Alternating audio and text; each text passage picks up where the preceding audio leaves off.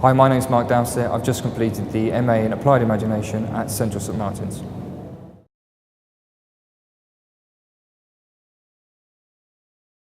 The course has given me the opportunity to meet a whole variety of people I would never have met on the course itself, through the structure of the course, the team there, Jeff, Paul, all the other tutors in the first year.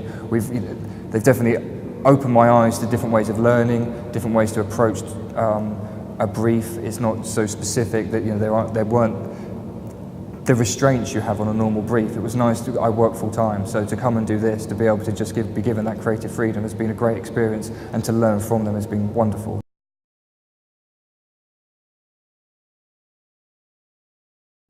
I think it can. My project comes from some research from a professor in Canada who is sort of an international figure on social research, and he did some research which proves that the happiness level, the personal happiness level, increases following a positive interaction, be it with someone you know or with a stranger. So that was one of the fundamental sort of roots behind my project, to sort of pursue that, and took that on board with everything else that I've done as well. It's always come back to that as well.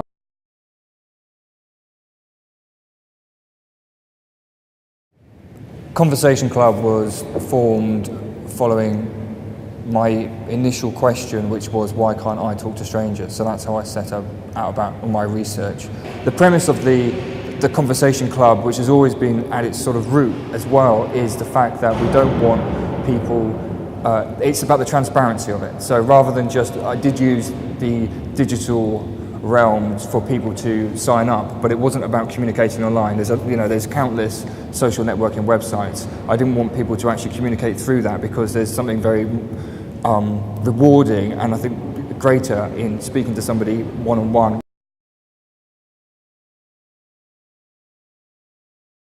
If we didn't talk, I don't think anything would be shared. I think talking is one of the primary forms of communication we have. With the digital world developing at such a huge rate, there is something to be said about having a conversation with somebody and actually talking. And you say talk, I mean, people talk online these days, they talk in all different forms, but the talking primarily is a one-on-one, which is great, rather than actually to somebody's face, to stand there, to meet them, to greet them, and to experience the physicality of conversation as much as you do the verbal side of it as well.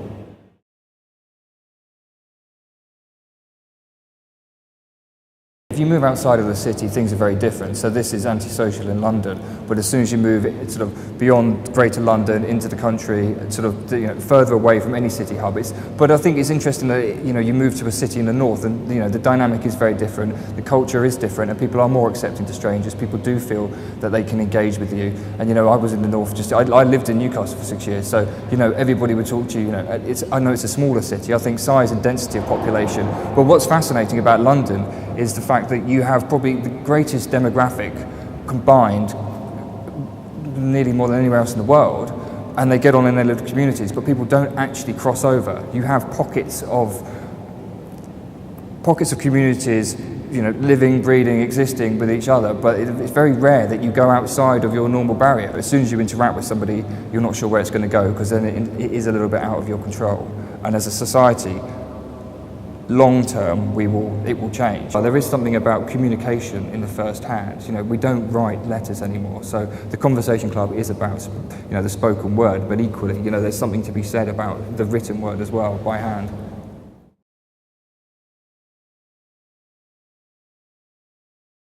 The course, the Conversation Club, has led me to meet dozens, hundreds of people, have conversations with people I would never have had before the course.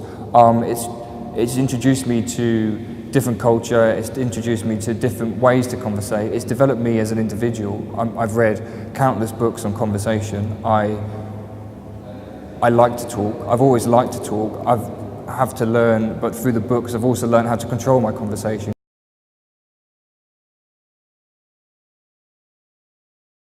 It would be wrong for me to, even though the course is finishing, to end the club. I think I personally have a desire to continue it, and a genuine interest in this, and to move it forward. And it's not about what's been nice is conversation club members don't feel like they've been guinea pigs. It hasn't just been, a testing scenario. It's a genuine sort of social bit of,